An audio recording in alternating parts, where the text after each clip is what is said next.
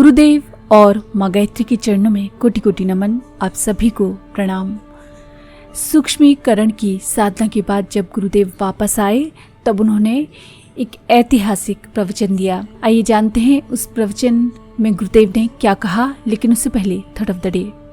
जो प्रभु का आंचल पकड़ लेता है वो निर्भय हो जाता है। उसके संपूर्ण जीवन में प्रभु का प्रकाश भर जाता है। तब उसके जीवन व्यापार का प्रत्येक पहलू प्रभु प्रेरित होता है। उसका चरित्र दिव्य गुणों से संपन्न हो जाता है। वो स्वयं परमपिता का युवराज हो जाता है। गुरुदेव कहते हैं, देवियों भाइयों, बसंत पर्व पर हमें हमेशा नए संदेश मिलते रहे हैं। जिस सत्ता के साथ हमारा बड़ा घनिष्ठ संबंध है और जिसकी आज्ञा से हमारा सारा जीवन व्यतीत हुआ है, जिसको हमने अपने आपे का समर्पण किया है, उस समर्पण वाली शक्ति ने हमसे ये वायदा किया है कि बसंत पंचमी के समय पर हर साल का ये कार्यक्रम बनाकर भेजा करेंगे। वो सुबह हमको मिल गया है। आप में से कई आदमी बसंत पंचमी पर यहाँ आए होंगे, पर वो हमारा भावावेश का समय था। 2 वर्ष बाद हम आपको मिल रहे हैं, तो भावावेश की ही बातें हमने कही और आपको क्या करना है और हमें क्या करना है, इसके संबंध में एक छपा हुआ इश्तहार बांट दिया। मालूम नहीं आपने ध्यान दिया अथवा नहीं। गुरुजी के साक्षात्कार हो गए, दर्शन कर लिए, बहुत हो गया। पिछले दिनों किसी ने ये अफवाह फैला दी कि गुरुजी बीमार पड़े हैं, उन लोगों को बताने के लिए कि हमारे शरीर में कोई खराबी नहीं है और ना कभी कोई खराबी हमारे शरीर में होगी। अगर कभी हमारी मृत्यु हुई तो आप ये समझना कि गुरुजी का ट्रांसफर हुआ है। किसी महत्वपूर्ण काम के लिए उनको भेज दिया गया है और जो काम अभी हम स्थूल शरीर से करते हैं उसकी अपेक्षा 100 गुना अधिक काम कर रहे होंगे, क्योंकि शरीर का बंधन ही ऐसा है कि हमको बहुत दूर तक चलने नहीं देता। इसलिए जो काम अभी हम इस शरीर से नहीं कर सकते, उसकी अगर आवश्यकता पड़ी, गुरुदेव को आवश्यकता पड़ी, तो स्थूल शरीर से सूक्ष्म शरीर में बदल जाने के लिए शायद हम कुछ ऐसा करें। लेकिन फिलहाल अभी ऐसी कोई योजना नहीं। ना हम बीमार हैं और ना हमें कोई कष्ट है और ना कोई बात है। हम ठीक तरीके से अपनी ये साधना उपासना कर रहे हैं। हमें सूक्ष्मीकरण के लिए कहा गया था, उस साधना में हम मुस्तैदी से लगे हुए हैं। इस बारे में इतना ही कहना काफ़ी है कि हमारे बारे में आपको कोई चिंता करने की बात नहीं है। चिंता तो आपकी हमको करनी है। आप क्यों करेंगे? बच्चे माँ बाप की चिंता क्यों करेंगे कि पिताजी का ये काम कैसे होगा, वो काम कैसे होगा, पिताजी का कर्ज कैसे चुकेगा? बच्चों को क्या पता। पिता को ही ये ध्यान रखना पड़ता है कि अगर हम नहीं रहे या आगे चलकर बच्चे बड़े होंगे तो उनको खिलाने पिलाने का क्या इंतजाम करना पड़ेगा, इनके रहने के लिए मकान का, इनके ब्याह शादी का क्या इंतजाम करना पड़ेगा, इनके काम धंधे का क्या इंतजाम करना पड़ेगा।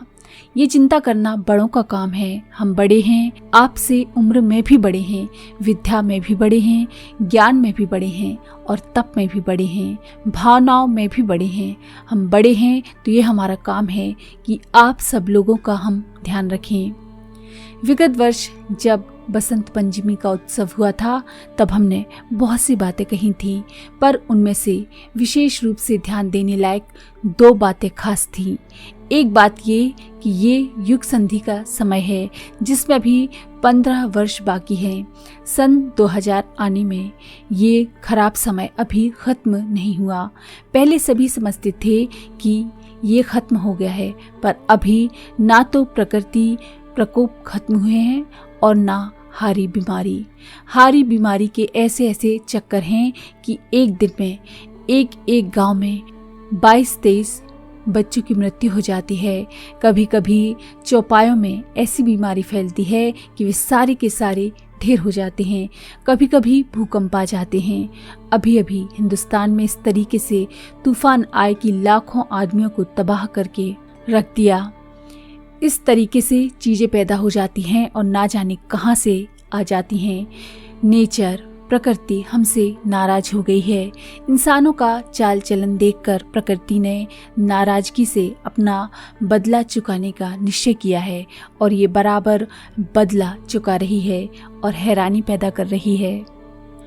एक बात हमने ये कही और आपको सावधान किया था कि आप लोग सावधान रहना, तो क्यों साहब, हमारे सावधान रहने से क्या हो जाएगा? मान लीजिए कोई ऐसी बीमारी आ जाए, मुसीबत आ जाए, बाढ़ आ जाए या कोई उपद्रव खड़ा हो जाए तो हम क्या करेंगे? इसीलिए हमने कहा था कि अभी हम आपसे अलग नहीं हुए हैं, अभी हम आपसे ज्यों के त्यों जुड़े हुए हैं।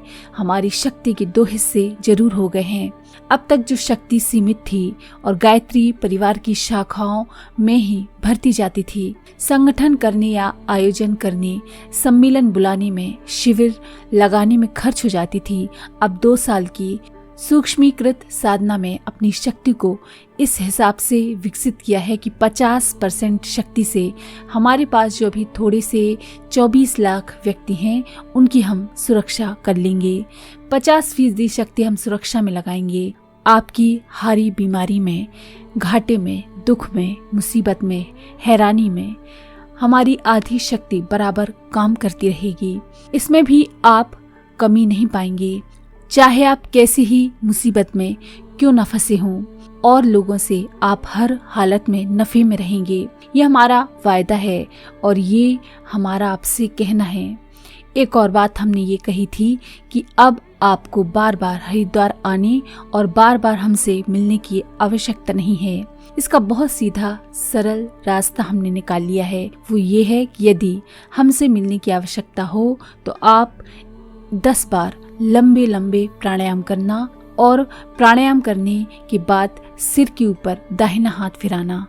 हाथ फिराने के बाद देखना कि जो कुछ भी आपके मन में विचार थे वे सब के सब बाहर निकल गए और हमारे विचारों का भीतर आना शुरू हो गया। उस वक्त जो विचार उठे उनको ये मान लेना कि गुरुजी की बात है, विचार है। ये रविवार के दिन करना चाहिए, हो सके तो नित्य करना चाहिए। एक बात हमने कही थी कि आपकी देखभाल की, आपकी सुख शांति की, आपको आगे बढ़ाने की, ऊंचा उठाने की, आपके दुख दर्दों को कम करने की जिम्मेदारी हमारी है। आपको कोई मुसीबत हो, हैरानी की बात हो तो माता जी से कह देना, अथवा जो कोई भी हो। यहाँ हमने 7 सदस्यों की कमेटी बनाई है, ट्रस्ट बनाए हैं। ये ऐसे हैं जो अपने घर से ही अपना खर्च चलाते हैं, ऊंची योग्यता के हैं, यहाँ के कामों को बड़ी ईमानदारी और जिम्मेदारी से संभालते हैं और हमको यकीन हो गया है कि वे आदमी हमेशा अपनी जिम्मेदारियों को संभालते रहेंगे। उनके सुपुर्द हमने ये कर दिया है कि जो कोई भी यहाँ आया करे इनके हाथों लिख कर दे दिया करें। ये हम आपसे वायदा करते हैं और आपको वचन देते हैं कि हमने आपके लिए अपने व्यक्ति, अपने नुमाइंदे नियुक्त किए हैं जो आपसे संबंधित बातों को ठीक से समझा सकें। जो बातें आपसे, आपके बाल बच्चों से संबंधित हैं, आपके पैसे से संबंधित हैं, आपके शरीर से, आपके सुख और दुख से संबंधित हैं, उसके बारे में हमारा जो वायदा है, जो दायित्व है, उसके बारे में ये आदमी आपको ठीक से समझा देंगे। अपने इन नुमाइंदों को हम आपकी सेवा में भेज रहे हैं। आज के लिए इतना ही।